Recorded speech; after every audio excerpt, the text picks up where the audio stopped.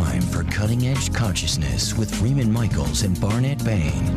Thought-provoking discussions and bold ideas from the edge of possibility.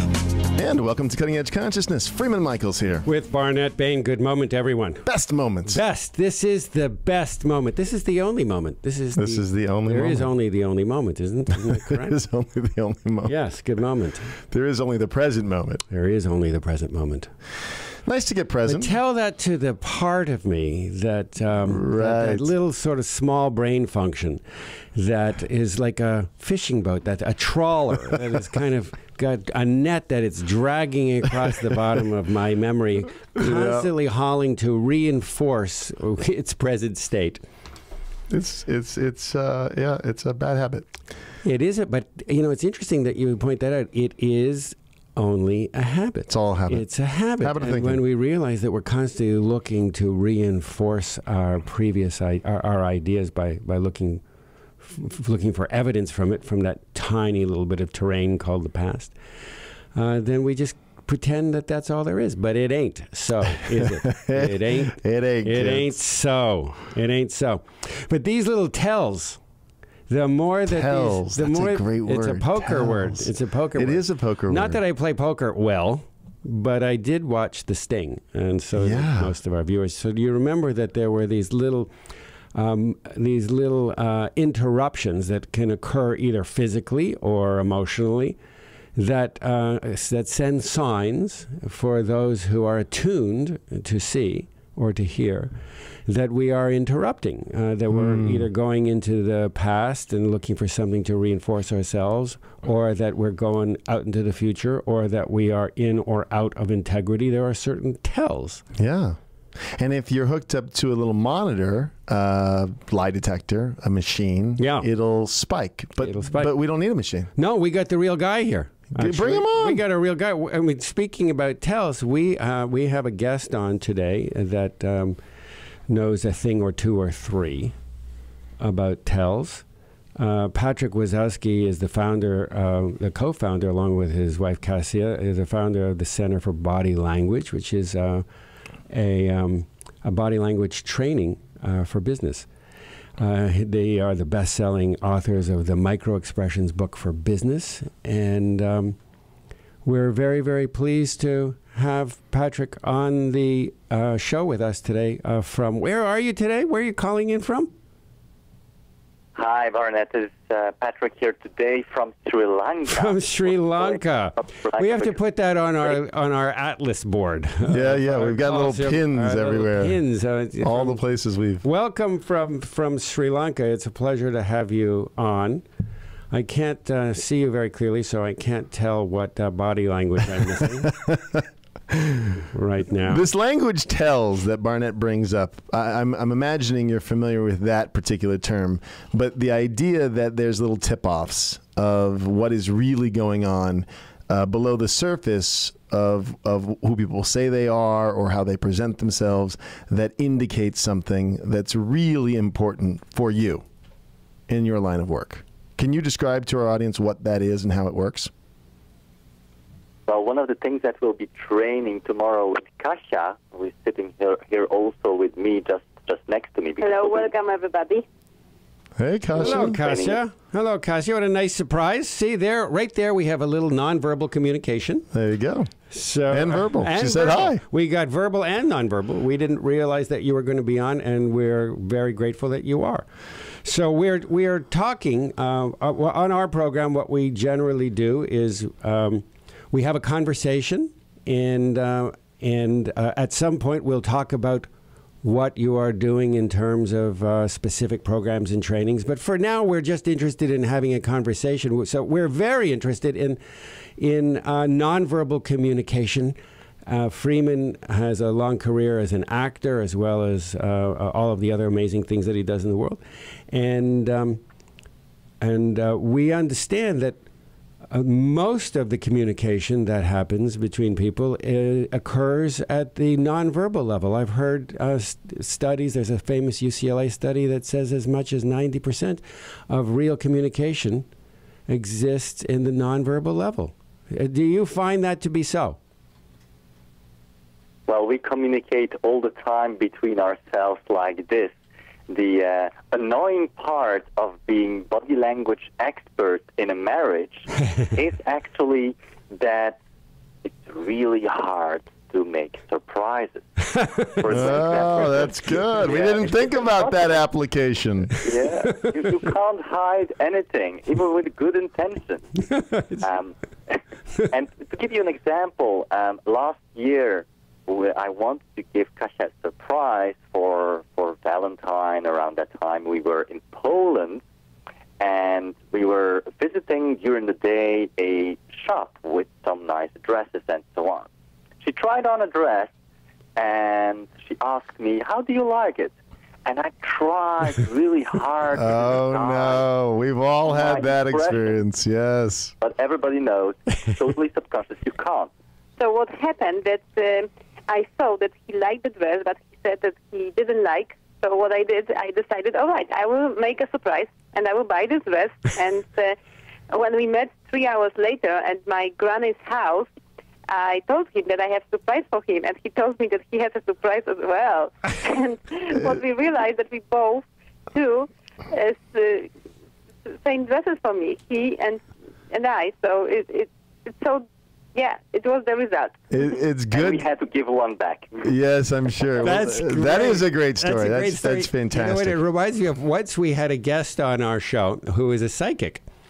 And she was talking, she's a very, very well-known psychic. She was talking about being a single woman and dating when you're a psychic. Because everybody that she did, she was a psychic and she was a psychiatrist, both of them. And double whammy. Double whammy. She was always very anxious because every man that she was involved with either felt that she knew what he was going to say or do, or she knew what was preventing him from saying or doing what he was going to do. So now, I'm wondering if you guys get that. So, as body language experts, do people suddenly get uncomfortable in their bodies around you? Well, you would get really uncomfortable for sure if we were sitting in your studio right now. But luckily, you're far away. But yes. When we meet people and they don't know us yet, when we come to a new country and we meet them at a networking reception or something, and they ask, "What do you do?" "Oh, we are body language experts." We teach people how to detect lies and how they hide their feelings behind their faces.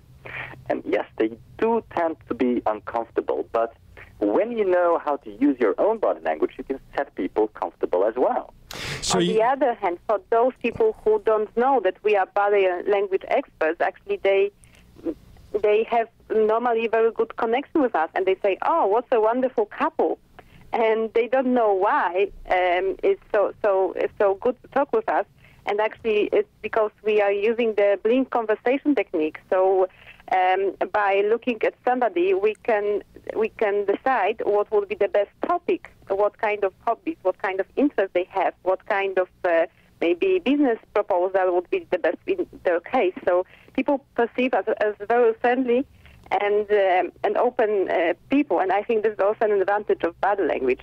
And if you want, I can give you, for the listeners now, a quick insight how to apply the blink conversation technique in your daily life. Is that a good idea? Yeah, sure. Let's do it. I'd love to know it. Great. So what we are usually used to is to ask questions. For example, what would you like to do today? Shall we go to see a movie? Shall we stay at home? Or shall we meet up with friends? And then people answer. But instead of doing this with your partner or your friend today, this evening or tomorrow, try something totally different, which is the blink conversation technique. And how it works is, instead of asking questions, make statements. And while you make the statement, watch clearly the nonverbal answer that the person gives to you, subconscious. So the question, "What would you like to do this evening?" you turn around in a statement like, "What do you think if today we would go to the cinema, or maybe we would just stay at home and relax, or maybe you would prefer to go out with friends?" And while you're giving this multiple choice, watch the nonverbal reaction. And actually, once it didn't work because we were in Qatar, and Patryk said maybe he would like to drink beer with us. Oh, that would have gone very Yes. well. So you're looking at micro. So be careful what you suggesting people. You refer in your work to micro expressions, and so I'm assuming that some of this involves that you're becoming attuned to the micro expressions in others. And I am curious. I want you to talk a little bit about micro expressions in a minute, but I'm also curious whether micro expressions vary from culture to culture, or there's a consistency, and whether somebody who is perhaps blind and has or deaf or has a handicap and has experienced the conditioning of their culture very differently than somebody else on the other side of the world, do they exhibit similar kinds of micro expressions? That's a great question. I'm curious about that. Well, actually, you just gave the result of an existing research. But let's start first with intercultural micro-expressions. We were last year in Japan, and when we were talking to the Japanese, our organizers for the workshop that we're doing there, they were trying to convince us that Japanese don't show any emotions, don't show any micro-expressions, those tiny facial movements of half a second or shorter, they don't show it on the face. But while they were talking, and while we were just chit-chatting and so on, they were showing emotions all the time.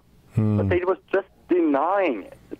But they were right in one point, that is that Japanese people show the same facial expressions, the short ones, the micro-expressions of the basic emotions that we have. They show it subconsciously on their face in exactly the same way as every single culture, except it's a lot smaller, shorter, and often disguised with a smile. Just after that, we were flying over to the Philippines. And the Philippines are much more expressive. And they were showing it in exactly the same way, the same emotions in the same way on the face as the Japanese, but a lot more exaggerated, even stronger than Americans. So micro-expressions have been studied in 22 cultures and in different ways. And in most of the cultures, they are exactly the same. Some of the cultures, for example, confuse fear and surprise because they sometimes don't have a separate word for it. And concerning a research that was done on blind and deaf people. Yes, and concerning this research, it could be that the naming of emotions is different, but what we really experience in the brain is the same. So there was a research on blind people from the birth, and those people were showing micro-expressions in completely the same way that people that can see. And it means that this is something that we have imprinted biologically in our brain, how we show emotions on the face. So if you imagine that your brain is a projector and your face is a screen, so you will show anger in the same way. Whatever you live, if you are a Japanese or French person. So you are calibrating for, I'm guessing, a very limited menu of micro-expressions, anger or Surprise, pleasure or fear, surprise. Yes. Disgust, and so on. There are 7 basic emotions that we teach to recognize, and we drilled it down to the 26 most common variations that are visible on the face. So we're going to take a quick break, and we will be back after these messages here on Cutting Edge Consciousness. Stay with us.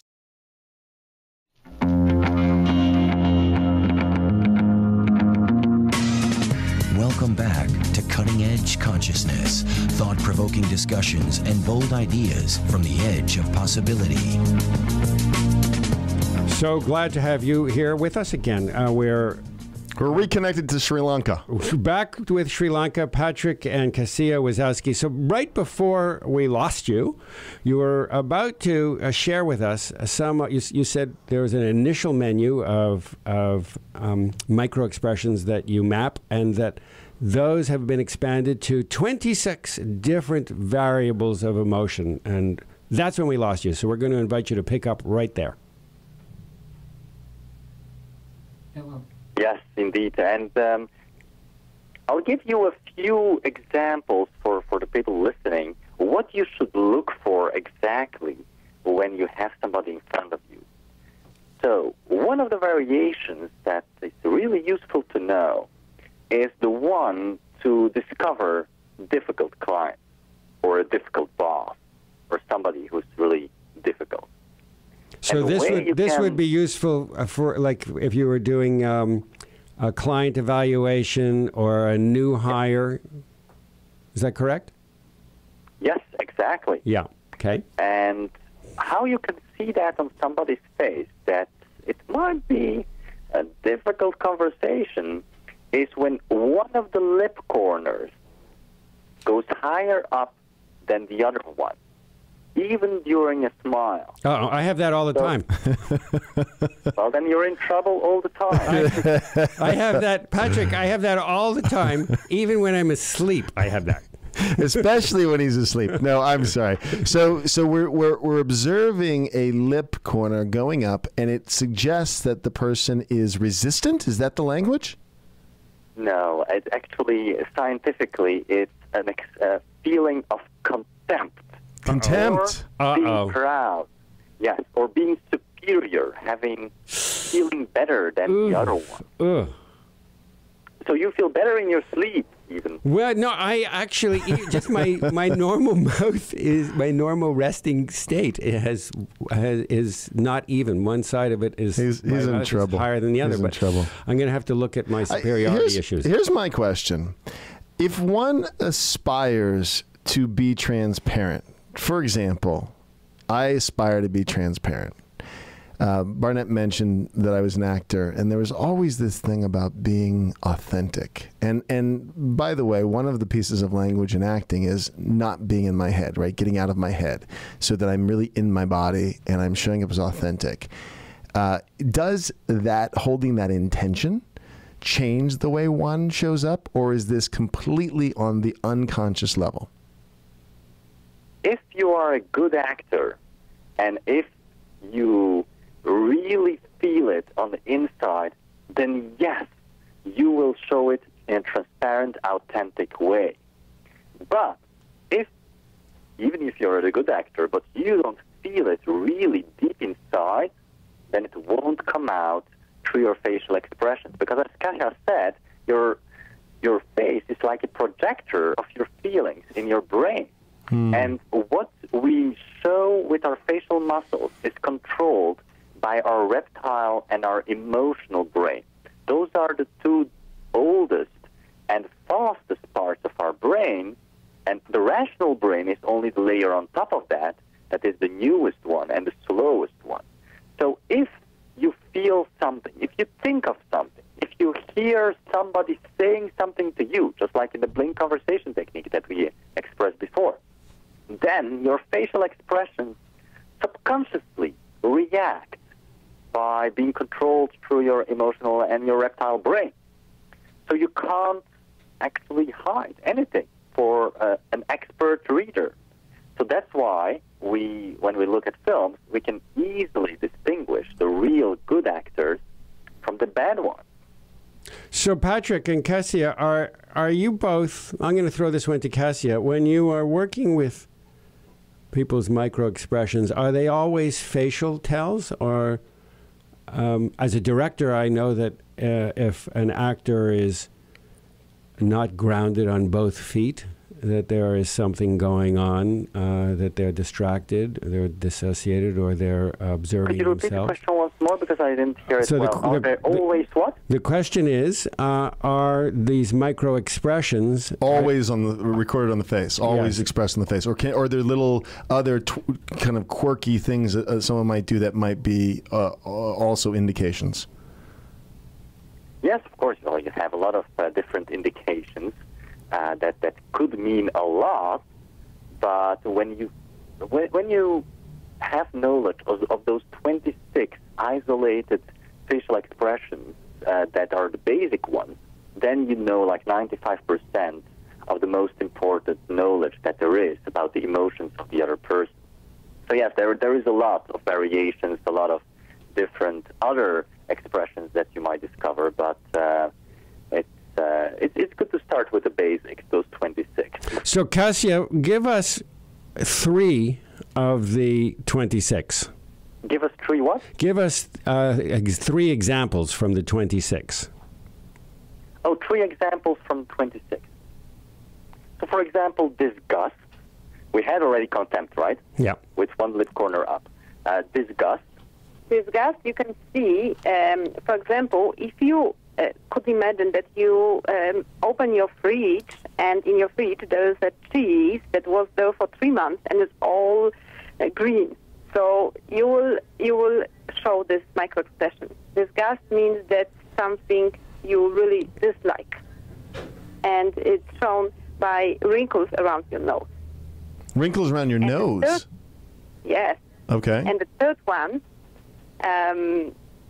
maybe, let's see, there are different variations of showing anger, but one of the variations, and I think it's good to know, is when people are pressing their lips.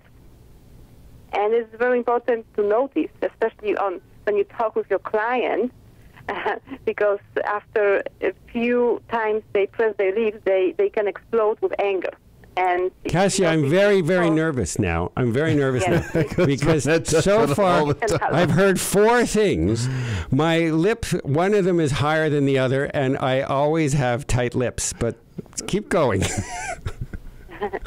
Yes, actually, this pressed lips can be also a signal of controlled emotions. You can also try to hide other emotions. So, of course, it depends on the context, actually, with this microexpression. Uh-huh. It can be misleading. Mm-hmm. But when somebody is pressing their lips and you see that there's tension, and especially if they also have a look like killing eyes, very tense, so it will mean that the person is angry and becoming really very angry. Mm-hmm. Mm-hmm. So I'm curious. I understand the simple, or sort of basic, I should say, basic implications of having this ability, this learning these tools.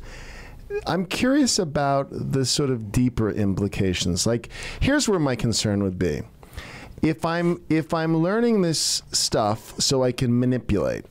I mean, it's not to make that, what's the deeper, I don't know if I want to say spiritual, but what's the profound implications of becoming really more attuned to what's going on with other people vis-a-vis these tells, or ourselves? What's the big offer of getting good at this? Like, what would that look like? What's in your minds? What's the big opportunity?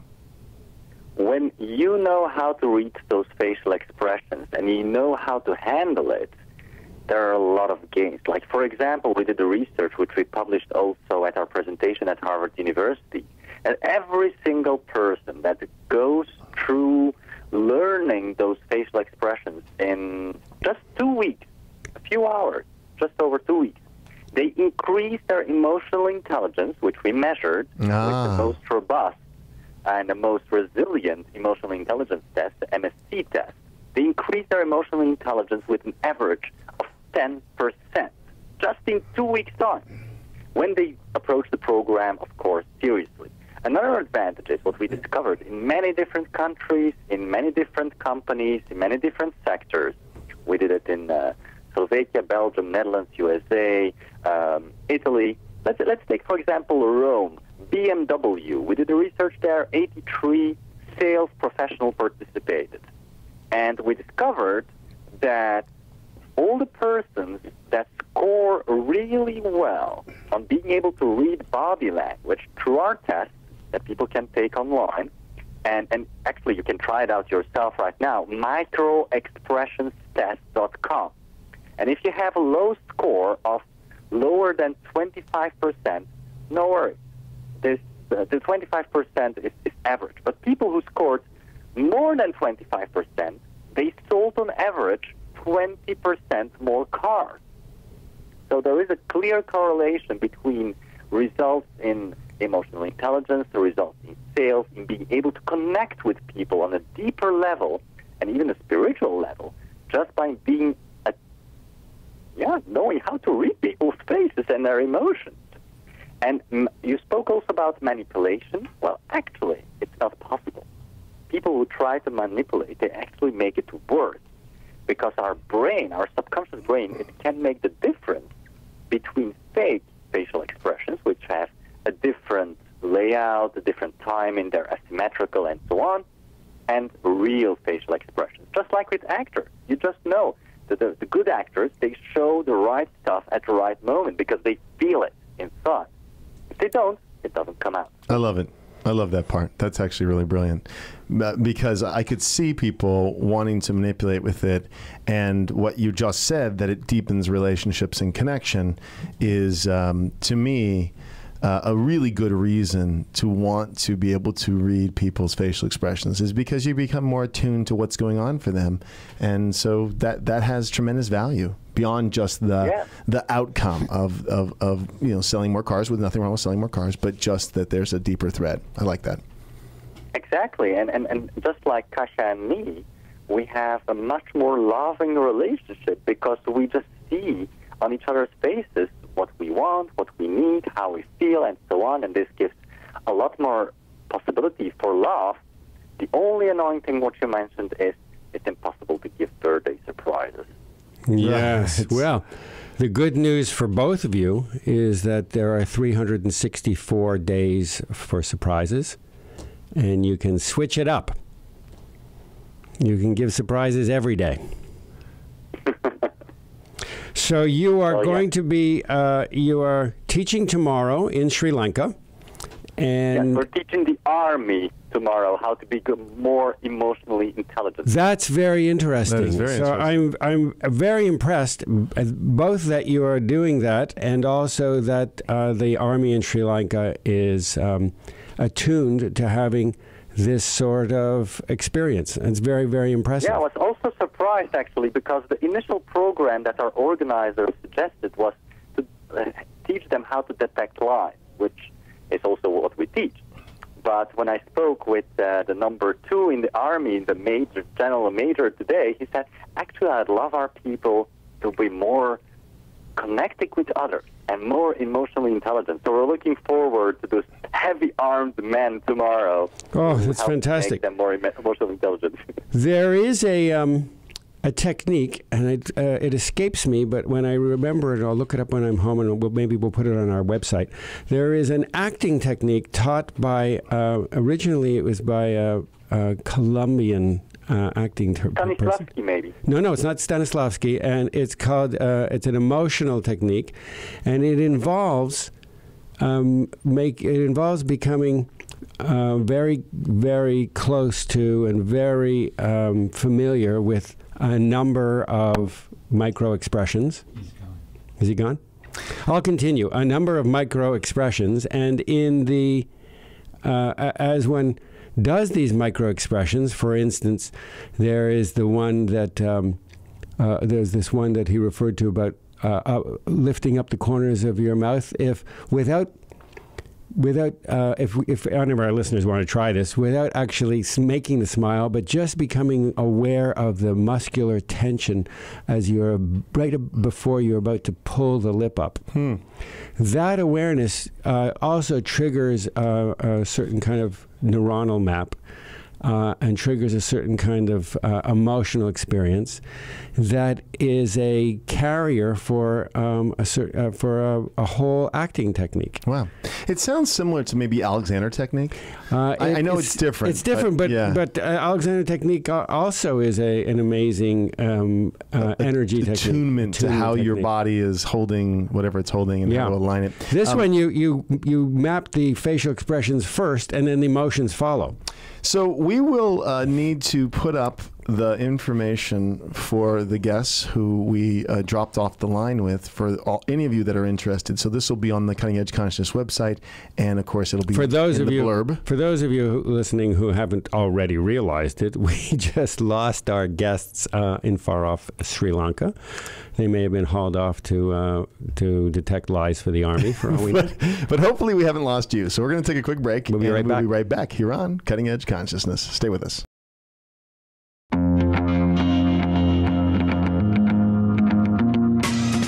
Welcome back to Cutting Edge Consciousness, thought-provoking discussions and bold ideas from the edge of possibility.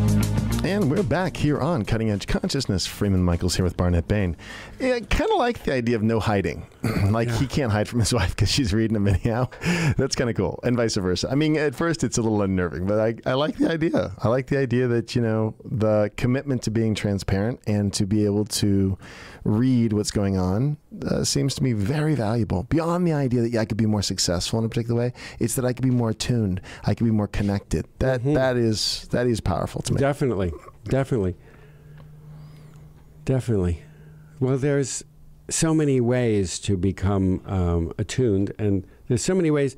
I remember when you were little and they would have things like the Outer Limits. Spence, our producer, is perking up because he's the Outer Limits aficionado. He's the aficionado. He will tell us actually so what many show things. Specifically I'm referring to. Yeah. But they would always talk about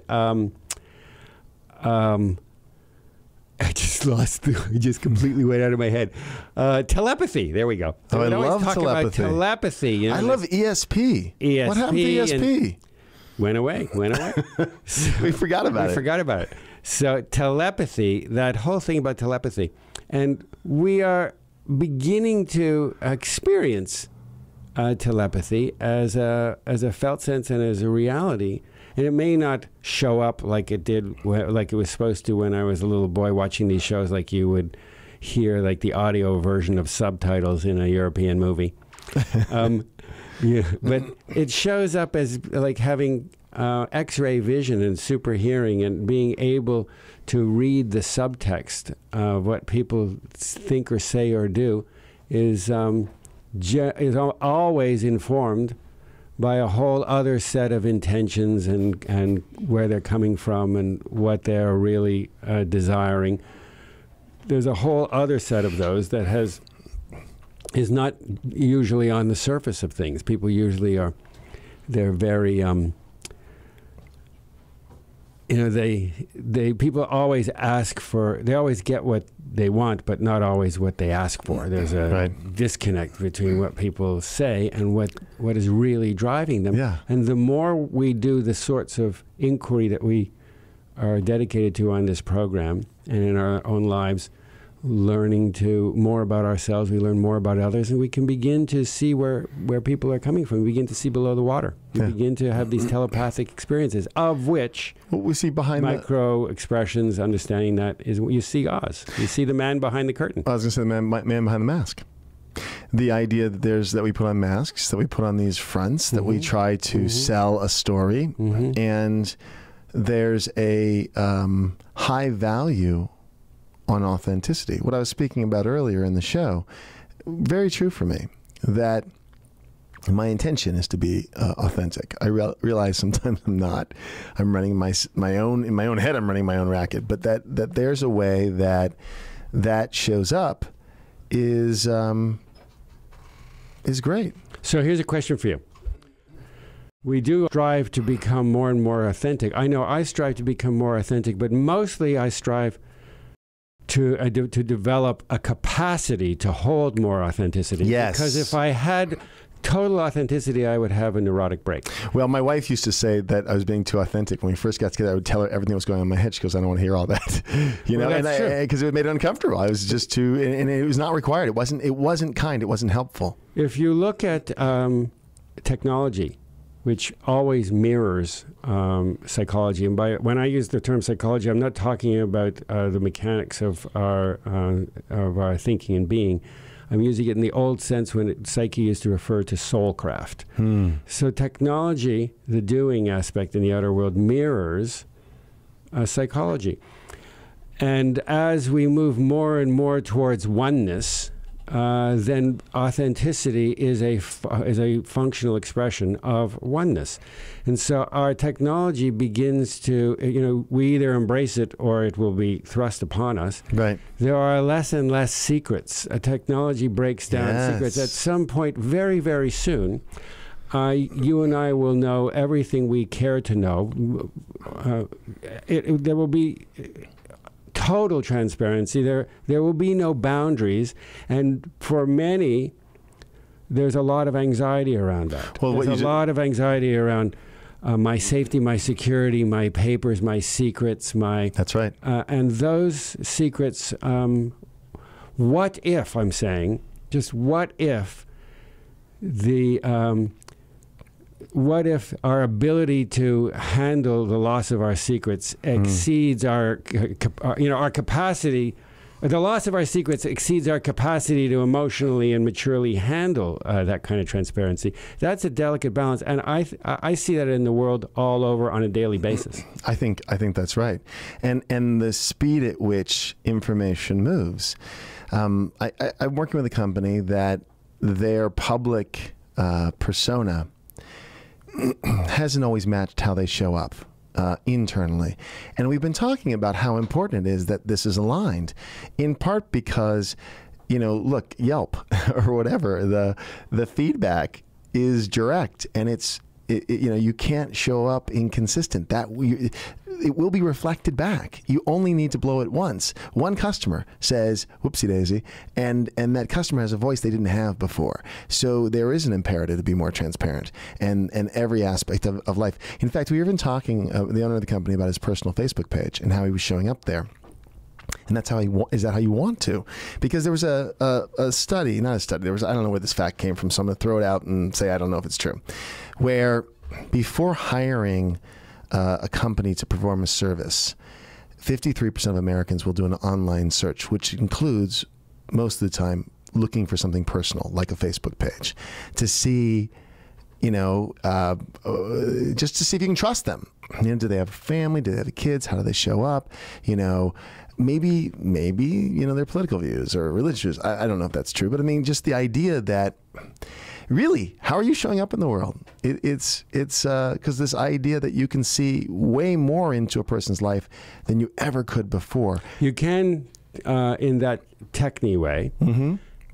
And also you can, many of the people who are our listeners are very deeply involved or are committed to discovering more and more of who they are through various paths and pursuits. And along that path of knowing, when we come to know ourselves more, it's an irony. You know others more. That's right. And you're able to, and that's what compassion is. I know more of myself, and so I am able to have empathy for somebody else's experience. You can't have compassion for for a life you haven't lived. So we develop a capacity as we know ourselves to understand, to see the source of others' pain and others' self-value, and if their value is extrinsic and it's not from the inside. If people's value, this whole thing about back in the years ago when there was Occupy and Wall Street versus Main Street, people are very aware, more aware than ever, of the motives of others and the values of others and how others espoused values, whether or not those espoused values are in alignment with their lived values. Absolutely. People are very, very aware of that, and increasingly aware of that. And so, we seek to know each other more and more intimately, and the work that people like the Wezowskis are doing is an enormous add-on and a wonderful way to develop a rapport with the self and with others, to know more about how others are presenting themselves and how I'm presenting myself. And it just goes on in every area. We're returning to the oneness. Self-awareness, but in the most generous sense. And the part, of course, that we always talk about with this is compassion for ourselves, compassion for others, and really it's compassion for ourselves reflected in others. Mm-hmm. So we stop making it about someone out there and we start seeing what's being reflected back that we're willing to own in our own experience. So whatever I'm railing against is the reflection of me that I'm not liking. That initially feels burdensome. It's like, oh, really? No, it's them. I want to make it them.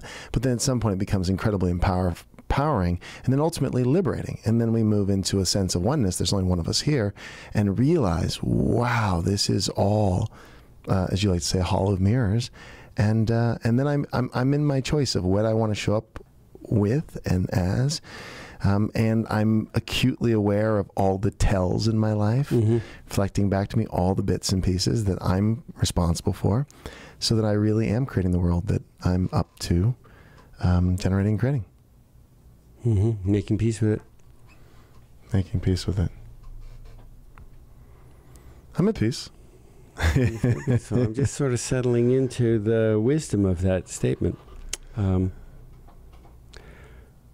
Tells reveal to us more of who we are. As you said earlier, these things can be used to manipulate and to dominate. There were many people that used lots of wonderful gifts of insight. NLP was sometimes used in the past and criticized for that, but it's not the tool. A tool of knowledge and of power can always cut both ways. There does come a point in the process of growth and love. They're intertwined. In the process of love's work, there comes a point where the natural flowering leads to goodness. As much darkness and as much constriction, as much evil, as much of that kind of barbarism and we see it, so much of it now, because it's like it's all like coming up to be owned. Sure. That's like the sludge on an infinite well of love. So this is not the nature of it all the way through. At some point we come into a healing where it just self-selects out. There is no capacity. There is no capacity to use wisdom and insight to dominate or to manipulate. Right. It just terms out at some point. I love the story of where the army brought him in to detect lies, and they said, really, we don't care that much about that. Here's what we really want to do. We want to build emotional intelligence so that our people can communicate better. Who knew? Really something. That's the army. Yeah, that's really so. I mean, again, it's a little minor miracle, but we see it all over in our world, where something starts off with the agenda of this sort of mindset that we're going to try to dominate, manipulate, control, win, and very quickly. It's a paradox again, because it works both ways. Something beautiful like NLP gets twisted and used in a less than constructive way. And then something that people see like, oh, that could be manipulative. I could use that. And they sign up because they want to sell more cars. And they go, wow, I got a better relationship with my wife now.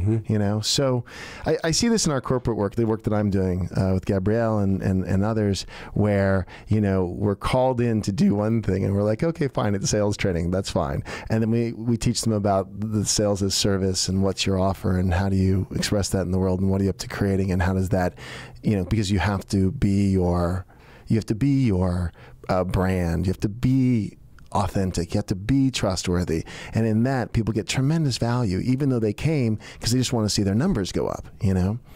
So it's interesting, because I do think there is this evolutionary impulse, and we get off track pretty significantly sometimes, but it's always tracking back to making peace with ourselves, with others, and building a better world. With that, we come to the end of the show. So we invite you to go out and make peace. Make peace with that. Yeah. And come back. So we'll be back next week, and you can join us here on Cutting Edge Consciousness. Bye now.